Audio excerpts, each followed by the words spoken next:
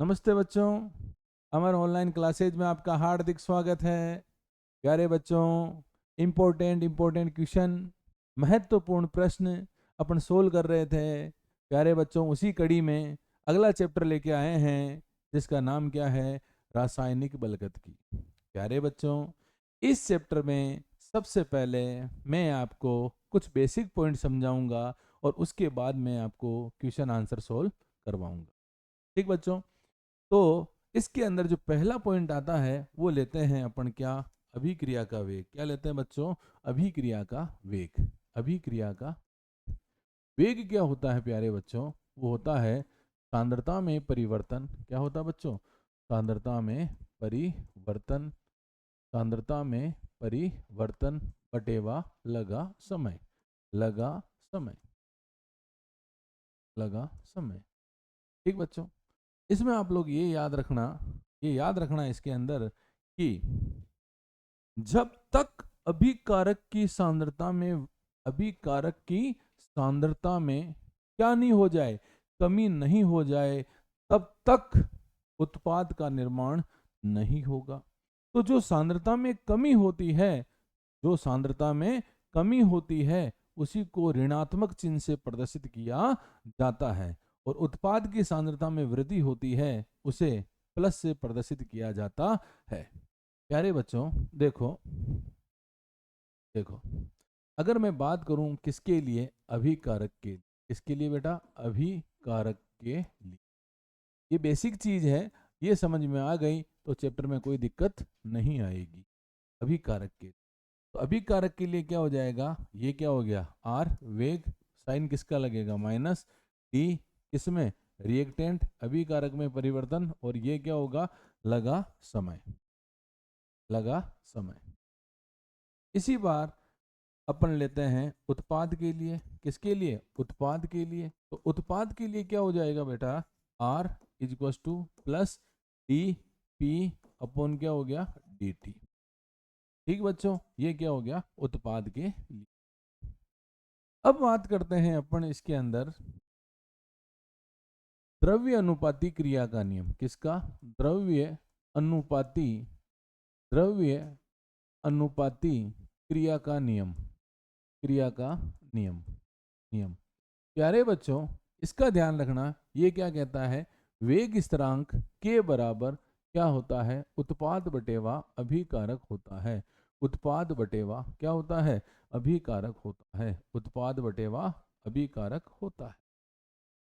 ठीक बच्चों, अगला लेते हैं। अगली हेडिंग आती है इसके अंदर। अगला जो टॉपिक आता है वो इसके अंदर ये आता है क्या? अभिक्रिया की कोटि। क्या आती है बेटा? अभिक्रिया की कोटि। अभिक्रिया की कोटि। प्यारे बच्चों, अभिक्रिया की कोटि क्या होती है? जो भी अभिकारक होता है, जो भी अभिकारक होता है उसकी सांद्रताओं की घातों का योग, उनकी सांद्रताओं की घातों का योग क्या कहलाती बेटा? अभिक्रिया की कोटि कहलाती है। प्यारे बच्चों देखो, जैसे मैंने एग्जाम्पल लिया यहाँ पे, क्या? R इज टू के, ये क्या हो गया? A पावर कितनी है? 1, B की पावर कितनी है? 1। तो प्यारे बच्चों, ये क्या हो गई? कोटि। कोटि को किससे लिखेंगे? n से। कितना दे रखा है? 1 + 1 कितना आ गया? 2। तो ये अभिक्रिया की क्या हो गई? कोटि।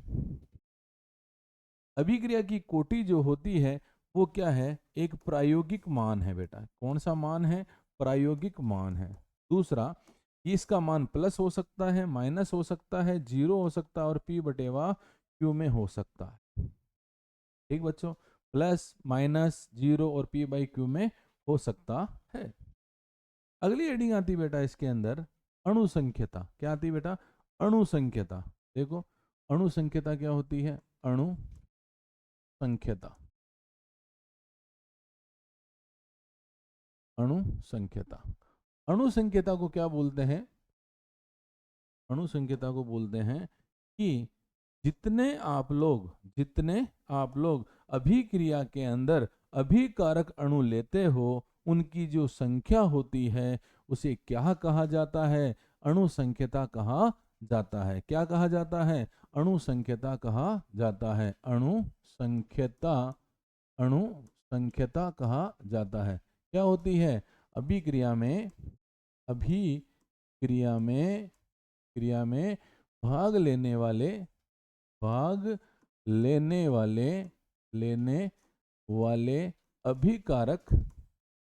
अभिकारक अणुओं की संख्या क्या कहलाती है? क्या कहलाती है बच्चों? अणु संख्यता कहलाती है। ध्यान रखना, यह एक सैद्धांतिक मान है। कौन सा मान है? सैद्धांतिक मान है। और इसका मान हमेशा क्या आएगा? पॉजिटिव आएगा। क्या आएगा बेटा? पॉजिटिव आएगा। अगली हेडिंग आती है बेटा एक छद्म कोटि की अभिक्रिया। क्या आती है? छद्म कोटि की अभिक्रिया। छद्म कोटि की अभिक्रिया, इसका मतलब यह होता है कोटि व अणुसंख्यता, कोटि व अणुसंख्यता का मान क्या होना चाहिए बेटा? भिन्न भिन्न होना चाहिए। क्या होना चाहिए? भिन्न भिन्न होना चाहिए। इसको क्या बोलते हैं? छद्म कोटि की अभिक्रिया कहा जाता है। बात करते हैं इकाई की। तो प्यारे बच्चों, फॉर्मूला क्या था? R बराबर सांद्रता में परिवर्तन बटेवा लगा समय, सांद्रता बटेवा समय। सांद्रता का फॉर्मूला क्या होता है? सांद्रता का फॉर्मूला होता है मोल बटेवा लीटर। क्या होता है बेटा? मोल बटेवा लीटर। रखिए यहाँ पे। तो R इक्वल्स टू क्या आ गया यहाँ पे? मोल बटेवा लीटर, मोल बटेवा लीटर। और ये क्या हो गया? Second inverse. ये ऊपर चला गया। तो यूनिट क्या आ जाएगी यहाँ पे? यूनिट आ जाएगी क्या? मोल लीटर इनवर्स और सेकंड इनवर्स। ये यूनिट आ गई सर इसकी। ठीक है। यहाँ पर आप लोगों को क्या करना है? एक ट्रिक याद रखनी है। उस ट्रिक से देखो, मैं सबकी इकाई निकाल के बताता हूं। देखो, एक फॉर्मूला याद रखना आपको। क्या? Mole upon litre, mole upon litre. और ये क्या हो गया? Second inverse. यहां याद रखोगे 1 माइनस एन। क्या याद रखोगे? 1 माइनस एन। ठीक है। एन का मतलब होता है यहां पर अभिक्रिया की कोटि। क्या है? अभिक्रिया की कोटि। क्या है बच्चों? अभिक्रिया की कोटि। ठीक है। एन का मान क्या क्या रख सकता हूं मैं? 0, 1, 2 रख सकता हूं। तो सबसे पहले मैंने एन का मान कितना रखा? 0 रखा। 0 रखा तो कितना बचा? 1। तो यूनिट क्या आ जाएगी? मोल। ये क्या आ गया? Litre inverse. और ये क्या आ गया? Second inverse. किसके लिए ये है? शून्य कोटि के लिए। किसके लिए? शून्य कोटि के लिए। लेकिन प्रथम कोटि के लिए n बराबर कितना रखा मैंने? 1 रखा। कितना रखा? 1 रखा। अगर यहाँ पर 1 रखता हूं तो 1 माइनस 1 कितना हो गया? 0। और 0 हुआ तो किसी की पावर 0 तो आंसर कितना आता है? 1 आता है। तो यूनिट क्या हो जाएगी बच्चों? यूनिट हो जाएगी सेकंड इनवर्स। अगर मैं n बराबर 2 रखता हूं, क्या रखता हूं?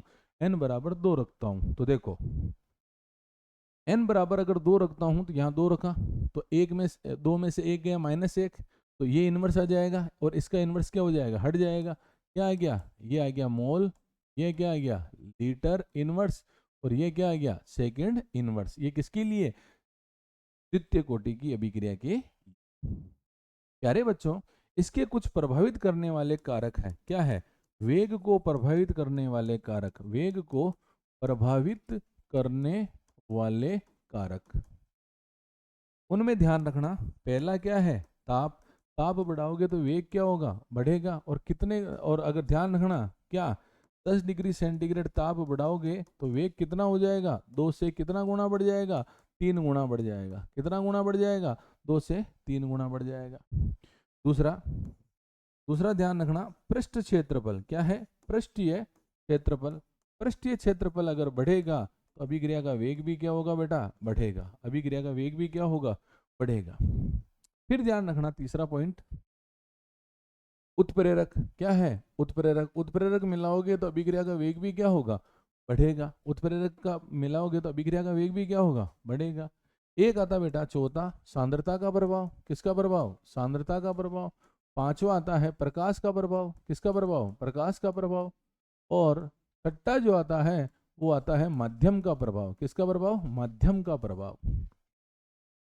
ठीक बेटा, बात करते हैं अब मोस्ट इंपोर्टेंट पॉइंट की। ये क्या कहना चाह रहा है, देखो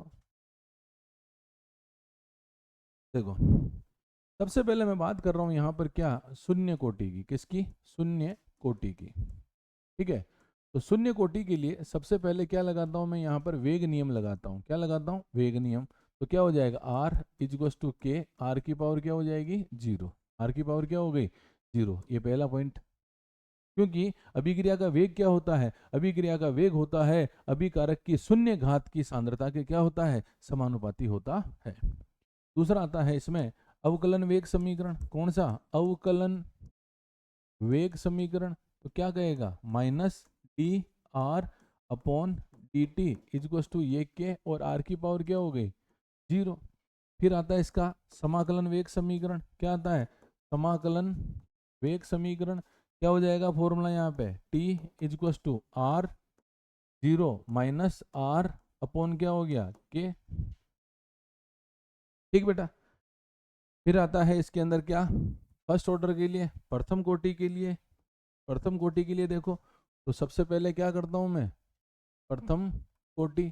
तो प्रथम कोटि के लिए क्या हो जाएगा? पहला वेग नियम क्या आ जाएगा? आर इक्वल्स टू के, आर की पावर क्या हो गई? वन। प्रथम घात के क्या होता है? समानुपाती। फिर दूसरा अवकलन वेग समीकरण क्या हो जाएगा? Minus D R upon D T equals to के, ये आर की पावर क्या हो गई? वन। ये अवकलन वेग समीकरण हो गया। फिर तीसरा पॉइंट आता है इसके अंदर समाकलन। तो क्या है? टी इक्वल्स टू 2.303 अपॉन के, ये क्या हो गया? लॉग आर जीरो अपॉन क्या हो गया? आर। ठीक बेटा, एक पॉइंट और आता है इसके अंदर, क्या? अर्ध आयु काल। क्या आता है? अर्ध आयु काल। तो अर्ध आयु काल क्या हो जाएगा? T 1/2 equals to R zero upon two के, आर जीरो अपॉन टू के। इसके अंदर क्या आ जाएगा? देखो ये क्या है? टी 1/2 इक्वल्स टू क्या आ जाएगा? 0.693 अपॉन के, 0.693 अपॉन के। ठीक बच्चों, ये आपका बेसिक बेसिक क्या हो गया? खत्म। बेसिक बेसिक क्या हो गया? खत्म।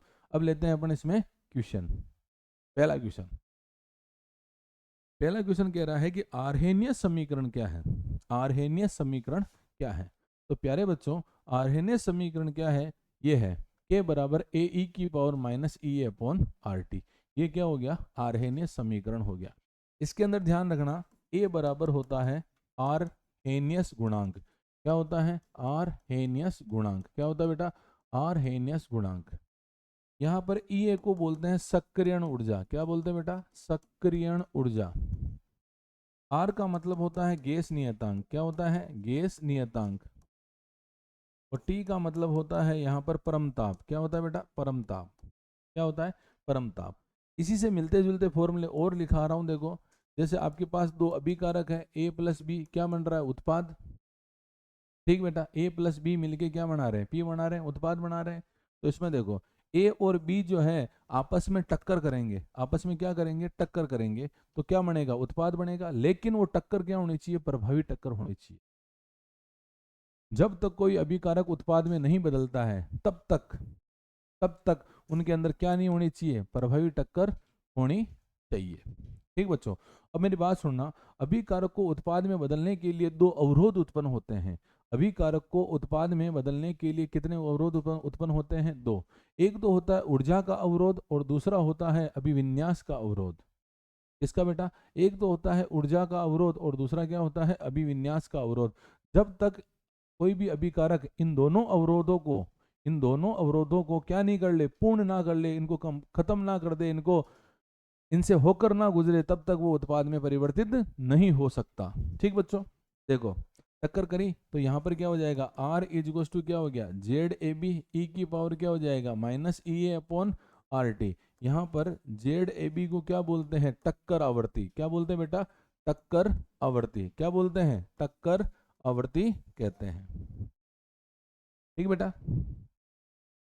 अगला क्वेश्चन आता है इसके अंदर, ताप में थोड़ी वृद्धि करने पर अभिक्रिया का वेग तीव्रता से बढ़ता है। क्योंकि तो प्यारे बच्चों ध्यान दो, अभी बोला था मैंने, जब तक प्रभावी टक्कर नहीं होगी, जब तक अणु सक्रिय नहीं होगा, तब तक वो उत्पाद में नहीं बदल सकता है। तो देखो क्या है, सक्रिय अभिकारकों की संख्या में वृद्धि, संगठों की संख्या बढ़ जाती है, मुक्त पथ की लंबाई बढ़ जाती है, अभिक्रिया की ऊष्मा बढ़ जाती है। तो आंसर क्या है, सक्रिय अभिकारकों की संख्या में क्या हो जाती है, वृद्धि हो जाती है। ध्यान रखना बेटा, कोई भी अगर निष्क्रिय अणु है वो कभी भी उत्पाद में परिवर्तित नहीं होता है, उसके लिए हमेशा क्या चाहिए, सक्रिय अणु चाहिए। अगला क्वेश्चन आता है बेटा, द्वितीय कोटि की अभिक्रिया, कौन सी कोटि, द्वितीय कोटि की अभिक्रिया के लिए वेग स्थिरांक का मान है। तो मैंने अभी बताई थी आपको ट्रिक, क्या ट्रिक क्या थी आपके पास, देखो ये क्या हो गया मोल बटेवा, ये क्या हो गया लीटर, और यहाँ पे सेकंड इनवर्स, और ये 1 - n। तो यहाँ अपन ने कितना रखा था, दो, दो में से एक गया, कितना बचा माइनस का एक, कितना बचा माइनस का एक। तो पहले देखो कहीं है क्या, मोल इनवर्स है, मोल इनवर्स, लीटर, लीटर है सर, क्योंकि क्योंकि इसका इनवर्स क्या हो जाएगा खत्म, सेकंड इनवर्स। तो देखो ऐसी यूनिट है क्या कोई,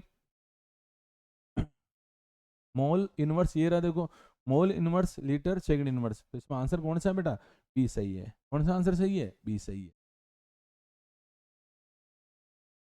अगला देखिए, अगला क्वेश्चन, एक अभिक्रिया का वेग स्थिरांक निम्न में से किसके ऊपर निर्भर करता है। प्यारे बच्चों, वो ताप के ऊपर निर्भर करता है। किसके ऊपर निर्भर करता है, वो ताप के ऊपर निर्भर करता है। और याद रखना, और याद रखना क्या, कि 10 डिग्री ताप बढ़ाते हैं तो अभिक्रिया का वेग कितने गुना बढ़ जाता है, 2 से 3 गुना बढ़ जाता है। कितना गुना बढ़ जाता है, 2 से 3 गुना बढ़ जाता है।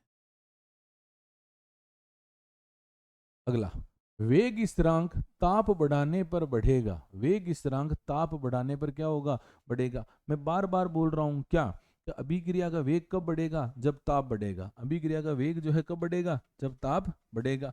और ताप कितना डिग्री सेंटीग्रेड बढ़ाओगे, 10 डिग्री सेंटीग्रेड बढ़ाओगे तो अभिक्रिया का वेग कितना गुना हो जाएगा बेटा, अभिक्रिया का वेग कितना गुना हो जाएगा, 2 से 3 गुना बढ़ जाएगा, 2 से 3 गुना बढ़ जाएगा। ठीक है बेटा। तो देखो इसका आंसर, देखो इसका आंसर क्या होगा, कि ताप अगर बढ़ाओगे, ताप अगर बढ़ाओगे तो वेग स्थिरांक भी क्या होगा बेटा, बढ़ेगा। अगला क्वेश्चन देखो, शून्य कोटि की अभिक्रिया के लिए वेग स्थिरांक की इकाई है। अभी मैंने ट्रिक बताई थी आप लोगों को, क्या ये रही ट्रिक बेटा, मोल बटेवा लीटर, मोल बटेवा लीटर, और ये क्या हो गया सेकंड इनवर्स 1 - n। यहाँ पर कितना रखा, 0। तो आंसर क्या आ जाएगा, देखा आंसर आ जाएगा बेटा मोल, ये क्या हो गया लीटर इनवर्स, और ये क्या हो गया सेकंड इनवर्स। ऐसी की यूनिट देखो कहीं पे हो तो, mole litre inverse, mole litre inverse second inverse, देखो ये आंसर है, mole litre inverse second inverse. ठीक बेटा। अगला क्वेश्चन देखो, अगला ये कह रहा है कि इस अभिक्रिया का वेग N2H2 तथा NH3 के पदों में व्यक्त किया जाता है, तो सही संबंध को छांटिए। तो सही संबंध को छांटिए, समझना ढंग से। देखो इसके लिए आपको क्या लगानी पड़ेगी, रस समीकरण मिति। क्या लगानी पड़ेगी, रस समीकरण मिति।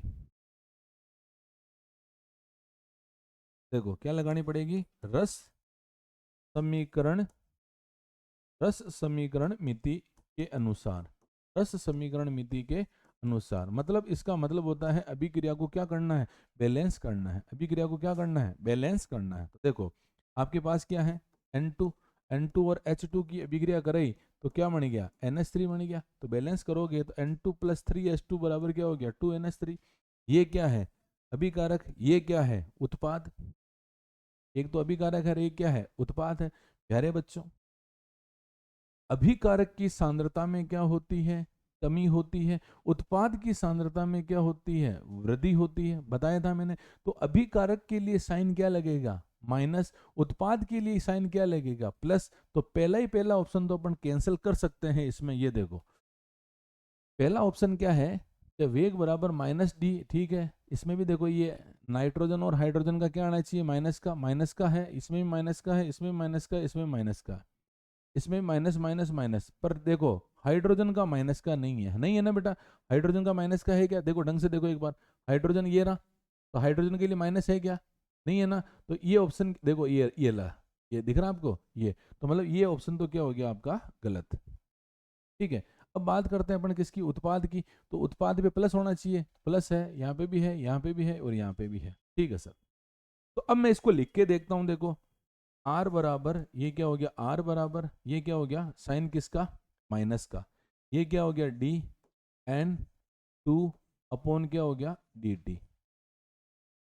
ठीक बेटा, बराबर साइन किसका, माइनस का, 1/3, ये हमेशा बटेवे में आ जाएंगे, 1/3, ये क्या हो गया डी एच टू अपॉन क्या हो गया डी टी, बराबर प्लस कितना है, बोलो कितना है, 1/2, ये क्या हो गया D N H three upon क्या हो गया डी टी। ऑप्शन ढूंढिए कहीं है क्या, क्या कह रहा है, 1/3 वाला ऑप्शन कौन सा है, ये 1/3 वाला है, ठीक है, ये 1/2 है, ठीक है, ये प्लस का है सर, प्लस का है, ये माइनस का है सर, ये लो सर। अब आप चेक करो ऑप्शन कौन सा सही आ रहा है, ऑप्शन बेटा कौन सा सही है, ऑप्शन पहला सही है, क्या है, minus D N to D T बराबर minus 1/3 D S to D T बराबर 1/2 D N S three D T. ये आंसर हो गया बेटा। ठीक बेटा, ध्यान रखना ये जो आपको नंबर दे रखे हैं ना, ये वाले नंबर, ये हमेशा किस में लिखने हैं आपको, फ्रैक्शन में लिखने हैं, किस में लिखने हैं, फ्रैक्शन में लिखने हैं, भिन्न में लिखने हैं। अगला क्वेश्चन है बेटा, देखो एक अभिक्रिया का वेग स्थिरांक 7.2 ये दे रखा है, तो अभिक्रिया की कोटि कितनी होगी, ध्यान दो क्या दे रखा है आपको, सेकंड इनवर्स दे रखा है, क्या दे रखा है सेकंड इनवर्स, और सेकंड इनवर्स किसकी होती है, प्रथम कोटि का होता है बेटा, किसका होता है, प्रथम कोटि। अब ये कह रहा है कि एक प्रथम कोटि की अभिक्रिया है जिसका अर्ध आयुकाल इतना दे रखा है 69.35 दे रखा है, तो इसका वेग स्थिरांक कितना होगा। तो देखो सबसे पहले इसका फॉर्मूला देखो, टी 1/2 इजिकल्स टू 0.693 अपॉन के, आपको क्या निकालना है, के इजिकल्स टू 0.693 अपॉन टी 1/2, क्या दे रखा है 0.693, बताइए अर्ध आयुकाल कितना दे रखा है आपको, अर्ध आयुकाल दे रखा है 69.35, क्या दे रखा है 69.35। अब इसको सोल्व करते हैं अपन, सोल्व करें बेटा, सोल्व करते हैं, सोल्व करेंगे, देखो पॉइंट को उड़ाओ, पॉइंट को उड़ाओगे तो नीचे कितने जीरो आ जाएंगे, 1 2 3, पॉइंट को उड़ाओ कितने जीरो लगेंगे, 2 1 2 1 2, कट गए, क्या बच गया देखो के, ये क्या आ गया 693 और नीचे क्या आ गया 6935 और ये जीरो लग गया। अब इसको सोल्व करो, अब इसको सोल्व करो, तो पहले तो एक चीज देखो आप लोग, ये जीरो है, जीरो अगर ऊपर जाएगा भाई, ये पूरे टर्म जो अगर मैं ऊपर लेके जाऊंगा और इसको सोल्व करूंगा तो टर्म की वैल्यू किस में आ जाएगी, माइनस में आ जाएगी, किस में आ जाएगी, माइनस में आ जाएगी, पहली बात, ठीक है। फिर आप लोग इसको अगर सोल्व करना चाहोगे तो सोल्व अगर करोगे तो आंसर कितना आएगा, 0.009 कुछ समथिंग आंसर आएगा, कितना आंसर आएगा 0.009 ये आंसर आएगा। तो इसको आप लोग क्या लिख सकते हो, इसको आप लोग लिख सकते हो क्या, 10⁻², सेकंड इनवर्स, क्या लिख सकते हो 10⁻², सेकंड इनवर्स, क्या लिख सकते हो बेटा 10⁻², सेकंड इनवर्स लिख सकते हो। ठीक बेटा, देखो ये आंसर तो वैसे होगा भी नहीं क्योंकि प्लस का 2 आ रहा है, ये कैंसिल, ये भी क्या हो जाएगी, ये भी कैंसिल, अब ये बचे ये दोनों आंसर, तो इसमें से ये आंसर सही है। अगला क्वेश्चन ये कह रहा है कि प्रथम कोटि की अभिक्रिया के लिए वेग स्थिरांक का मान क्या है बेटा, सेकंड इनवर्स, क्या है सेकंड इनवर्स। अगला रासायनिक अभिक्रिया का संगत का सिद्धांत क्या है, रासायनिक अभिक्रिया का संगत का सिद्धांत क्या है। देखो आपके पास कोई दो अणु है H2 प्लस I2, दोनों अभिक्रिया करेंगे, दोनों क्या करेंगे अभिक्रिया करेंगे, ये क्या है अभिकारक, क्या है बेटा अभिकारक, ये दोनों के दोनों कौन से अणु हैं, सक्रिय अणु हैं, सक्रिय अणु हैं, अभिक्रिया करेंगे तो ये H I और ये क्या हो गया I, क्या बन गया एक संकुल बन गया, क्या बन गया संकुल बन गया, इसको बोलते हैं संक्रमण संकुल, क्या बोलते हैं संक्रमण संकुल या अवस्था, संक्रमण अवस्था, इसी को बोलते हैं संक्रियत संकुल, क्या बोलते हैं बेटा संक्रियत संकुल बोलते हैं, क्या बोलते हैं संक्रियत संकुल। इसकी ऊर्जा क्या होती है बेटा अधिक होती है, ऊर्जा क्या होती है अधिक, लेकिन ये क्या होता है अस्थायी होता है, क्या होता है ये अस्थायी होता है, क्या होता है बेटा ये अस्थायी होता है। अब ये क्या करेगा अपनी ऊर्जा का ह्रास करके किस में बदल जाएगा, उत्पाद में बदल जाएगा, किस में बदल जाएगा बेटा उत्पाद में बदल जाएगा, किस में बदल जाएगा उत्पाद में बदल जाएगा। जब तक H2 और I2 के अंदर प्रभावी टक्कर नहीं होती है तब तक अणु जो है उत्पाद में नहीं बदलेगा, प्रभावी टक्कर होना आवश्यक है। जैसे देखो, एक अणु मेरे पास ये रहा, एक अणु मेरे पास ये रहा, दोनों प्रभावी टक्कर करेंगे। लेकिन एक अणु ये रहा और एक अणु ये रहा, तो बताइए दोनों के बीच में प्रभावी टक्कर होगी क्या? प्रभावी टक्कर नहीं होगी। तो इसमें उत्पाद बनेगा, इसमें उत्पाद क्या होगा? बनेगा, लेकिन उसमें उत्पाद नहीं बनेगा। तो मैं बात करता हूं, जैसे a प्लस बी किस में बदल गया? उत्पाद में। तो इसका वेग क्या हो जाएगा? जेड ए बी ई की पावर क्या हो गया? माइनस ई ए अपॉन आर टी। यहाँ पर जेड ए बी को क्या बोलते हैं बेटा? जेड ए बी को क्या बोलते हैं? टक्कर आवर्ती कहते हैं। क्या कहते हैं? टक्कर आवर्ती कहते हैं। एक बार देखिए इसको पूरा, फिर आगे बढ़ता हूँ। याद रखना, मैंने बोला था, याद रखना, जब तक सक्रिय अणु नहीं होगा, जब तक सक्रिय अणु नहीं होगा, तब तक अभिकारक जो है उत्पाद में नहीं बदलेगा,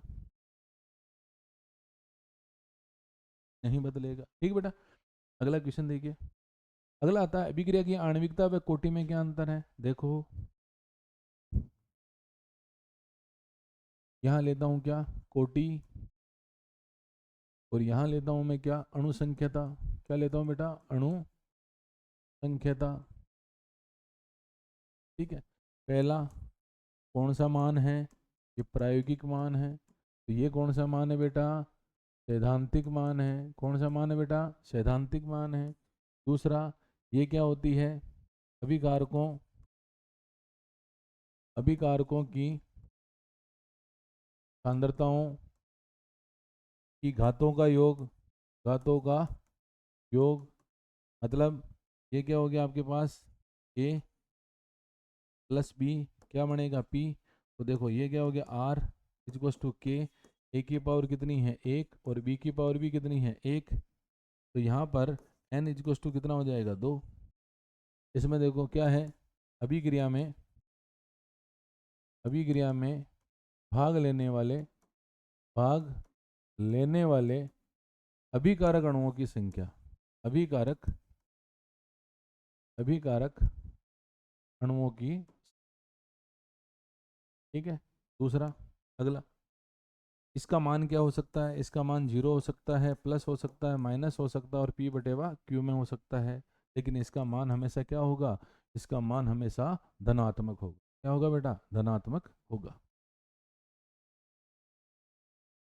अगला क्वेश्चन आता है बेटा, एक अभिक्रिया है CH3COO C2H5H2O, किसकी प्रेजेंस में, HCl की प्रेजेंस में क्या बनेगा? एसिड और एल्कोहल। तो प्यारे बेटा, प्यारे बेटा ध्यान रखना, एक होती है छद्म कोटि की अभिक्रिया। कौन सी? छद्म कोटि की अभिक्रिया। क्या होती है? छद्म कोटि की अभिक्रिया। ठीक है, छद्म कोटि की अभिक्रिया वे अभिक्रिया जिसके अंदर कोटि व अणु संख्यता, अणु संख्यता का मान जो है वो क्या होना चाहिए? भिन्न होना चाहिए। क्लियर? ठीक है, इसके दो उदाहरण हैं। पहला, एस्टर का जल अपघटन। क्या है? एस्टर का जल अपघटन, एस्टर का जल अपघटन। पहला उदाहरण देखना एक बार। ठीक है, और दूसरा उदाहरण है सुक्रोज का प्रतिपन। क्या है? सुक्रोज का प्रतिपन, प्रति। उदाहरण देखिए एक बार,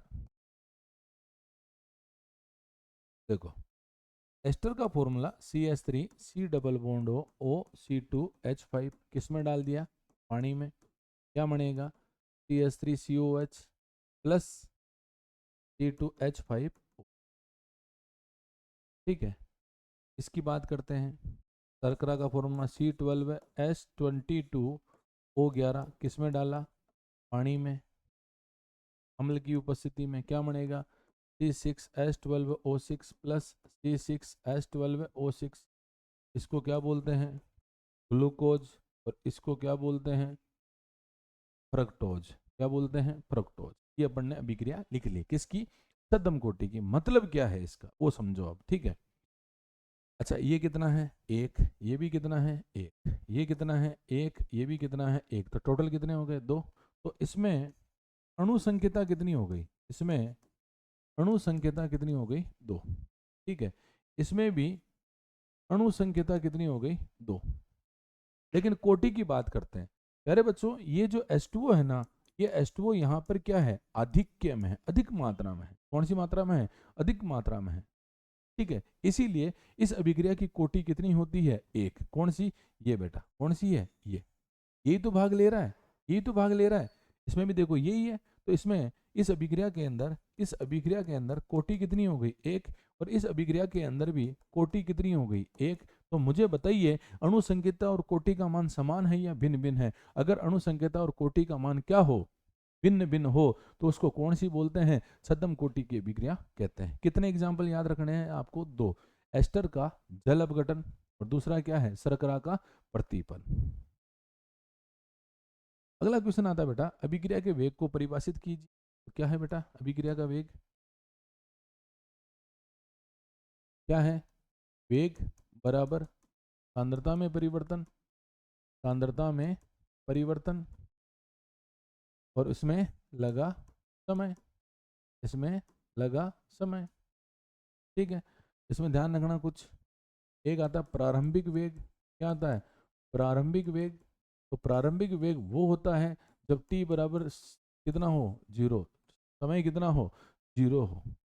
जब t बराबर 0 हो उस समय जो वेग होता है उसको कौन सा वेग बोलते हैं, प्रारंभिक वेग बोलते हैं। लेकिन एक आता है आपके पास क्या, औसत वेग। क्या आता है बेटा, औसत वेग। औसत वेग क्या होता है, दो वेगों का वेग कितने होने चाहिए, 2, उन दो वेगों का क्या निकालना पड़ेगा आपको, औसत। तो फॉर्मूला अपन लिख सकते हैं यहाँ पर क्या, C2 minus C1 upon T2 minus T1 plus minus. एक आता है तात्क्षणिक वेग। कौन सा बेटा, तात्क्षणिक वेग।